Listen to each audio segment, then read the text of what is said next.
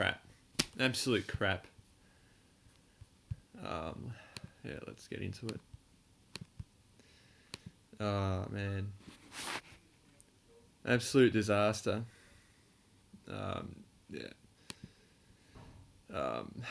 Yeah. Laird, okay.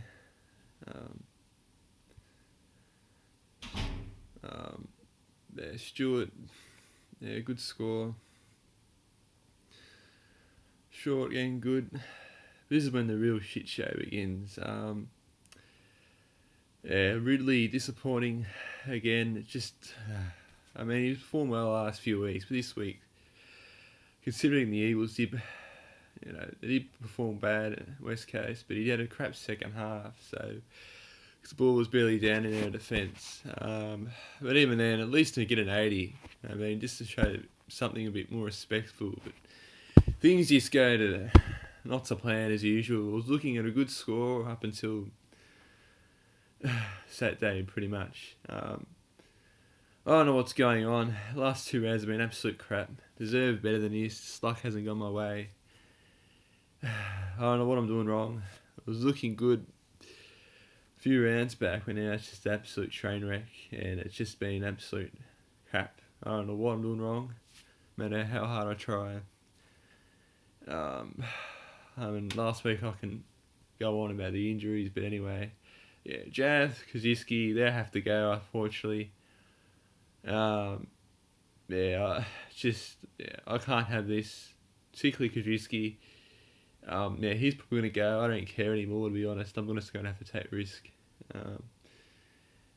We'll see how we go. I should have probably traded Jao. I shouldn't have brought this pick in. It's an absolute disaster. I shouldn't have joined the crew that week. This hasn't worked out. He's played a few good games, but it's just, I can't have a player like him in if he's going to perform like that.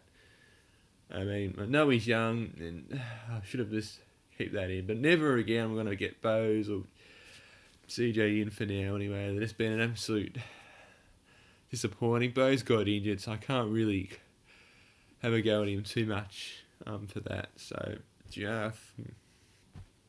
I really shouldn't have picked him. Looking at it now, I should have just, done another trade that week and just, don't do a trade. And I guess, at least Emergency's got a game, but they're not doing too well. Disappointing from them. Don't know if they'll keep their spot after that. At least they're generating money, but you want probably 250k at least. So we'll see how we go with them. Probably have to keep him on for the bye rounds anyway. Although a good score, can't ask for much more. Should have had him as vice for a reason. I'll explain in a minute. You can already tell why. McRae, great scores, an excellent move. Bring him in. That was one thing that went right this week. Great player. Bring him in if you don't have him. Walsh, disappointing. And if you got 100 plus, that'd be great. Carlton disappointing the second half. So I don't think they'll play finals. I don't know where they're at, Carlton, to be honest.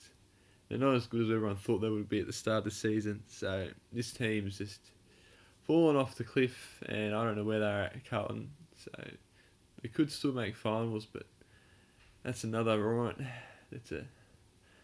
Not really a rant, but that's just another discussion for another day. Merritt, decent standard score. It's what you want from Merritt. Can't believe he's 541. 40 to do a bit better this season.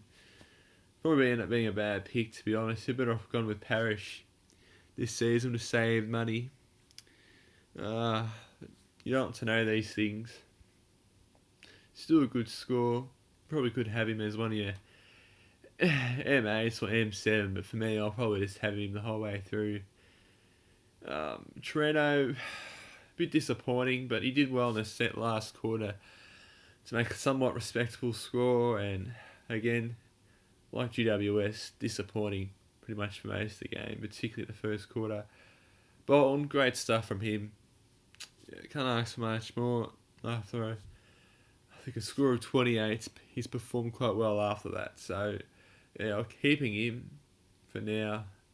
And Brayshaw, good score from him. Actually pretty ordinary, what am I saying? I mean, yeah, it could have been worse, but considering Freo played pretty ordinary.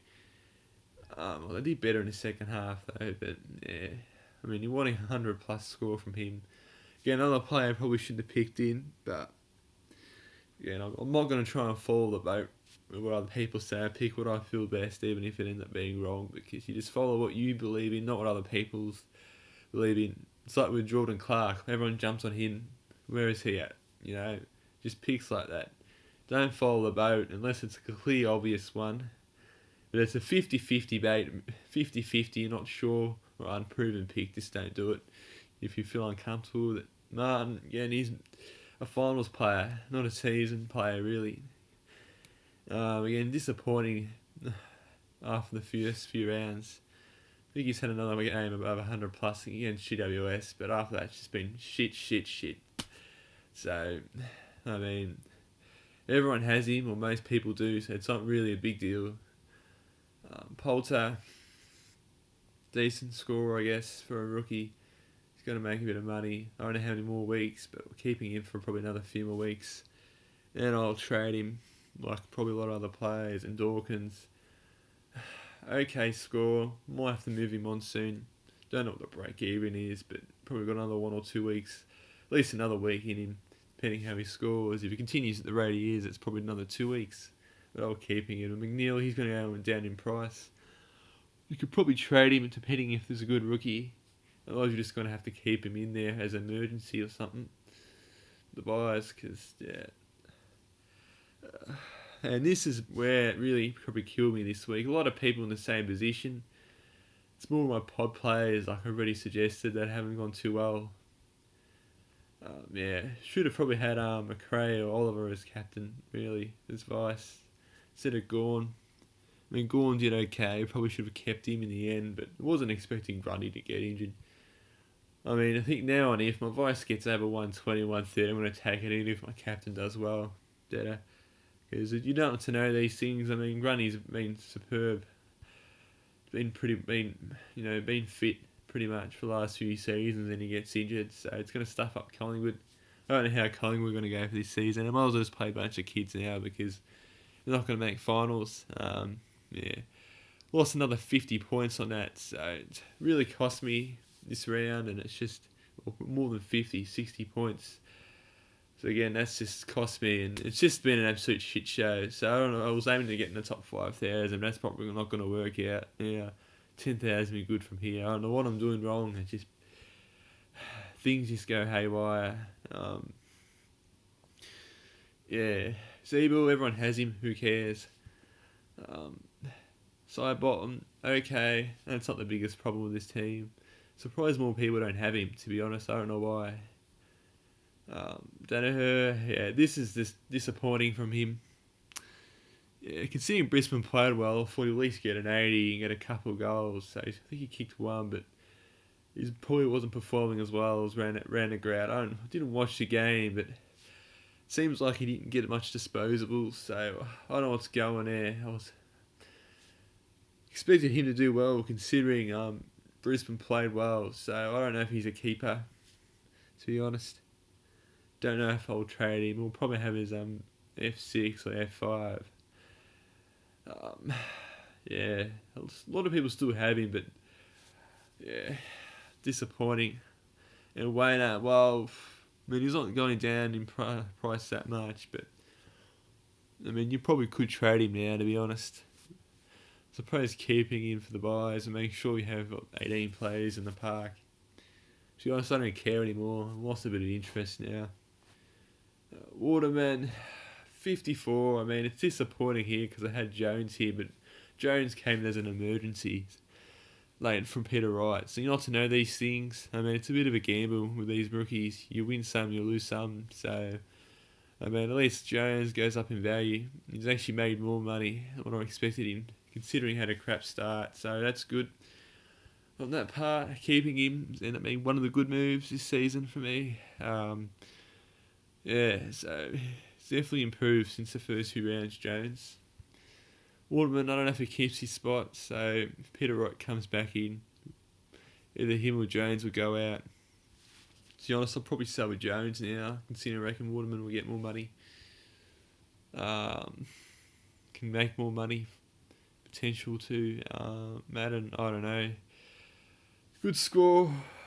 Keeping in your squad. Done better than Waitman this round. So, good score. Yeah. Pretty much just, keeping as your F6, I guess, for now. Yeah, I already talked about Jones. Ball R2, I don't know what his name is, I don't care. Again, good. I don't know, man. I don't know if North's going to play him. Have him as an emergency. I reckon they should just put him in. It's like, who cares anymore? Oh, man, it's just been an absolute shit show. I don't know what I'm doing wrong, but we'll hope next week be better. The bye rounds be interesting. Particularly the round 13 and 14 buys. That's what's going to shake up this season. Yeah, I think in future, just don't pick what other people are doing. And you go with what you feel's right. That's what I've learnt. Because just things can change in a blink of an eye. Yeah. As for trades, I don't know, to be honest.